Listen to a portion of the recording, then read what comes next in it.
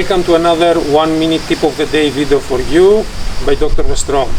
Today's subject is all about how to ensure that when you park your bike you install a brake disc lock and you go away.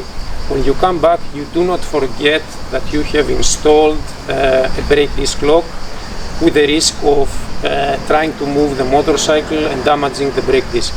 So a very easy and cheap solution to ensure that when you parked your bike and you installed a brake disc lock, that you do not forget to remove it when you come back, is to use one of these, a common rubber band, which is cheap also. You don't care if you lose it, you just carry it inside your top case, and when you come back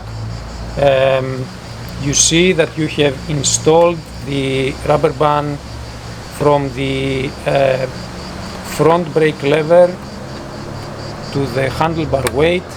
So you come back, you see this, and you remember that you need to remove the brake disc lock. I hope you found this video useful. Thanks for watching, and as always, ride safe.